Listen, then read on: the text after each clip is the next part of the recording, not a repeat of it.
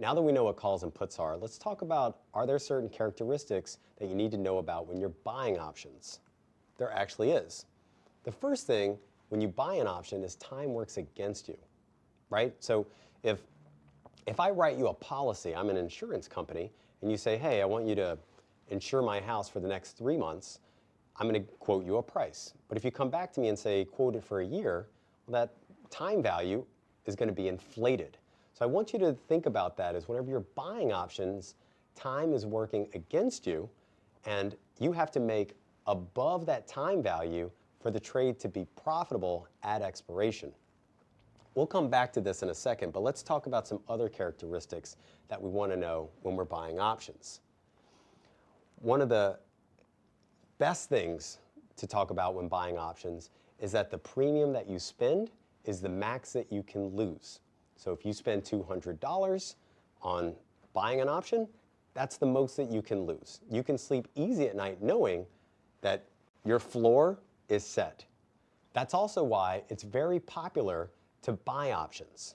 People like to know what their risks are from the onset. When you buy an option, your risk is limited to the premium spent.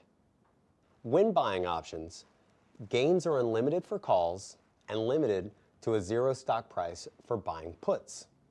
Also, you have the right to buy or sell stock if the option expires in the money. So let's talk about calls for a second. When you buy calls, what are you doing? Well, it's the right to buy stock. Now, if you have the right to buy stock, why did they say that the gains are potentially unlimited?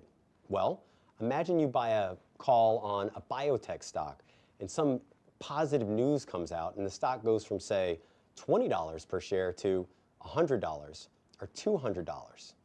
The point is gains are unlimited because the stock could theoretically go up to infinity. Let's talk about puts for a second. Buying puts is giving you the right to sell your stock. The important thing here is that your gains aren't unlimited, but they are limited between the strike and zero. What does that mean? When you buy puts, you have the right to sell stock. So the most that you could potentially make is wherever you're going to sell that stock and a zero stock price. A stock can't fall below zero. So it's important to know that when you buy puts, the max that you can make is the difference between the strike and zero, minus the premium that you spend. And lastly, you have the right to buy or sell stock if your option expires in the money.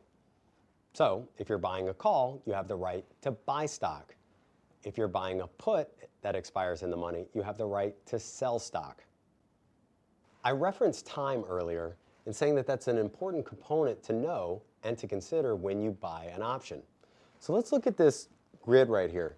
We know that time works against us by looking at the slope of the options price as time passes. So down here, this is 100 days till expiration, and that's 0 days to expiration. So the further out that we go, further away from zero, the more value, the more time value that the option has.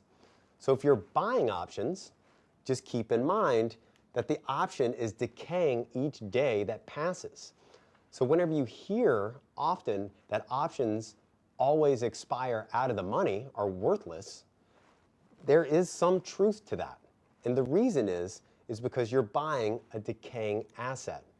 Time value always settles at zero.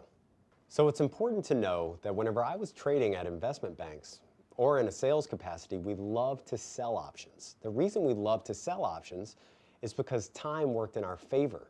Remember, we kind of started out positive on the trade from the get-go. So when you're buying options, remember you have to overcome all of that time value that's constantly decaying against you.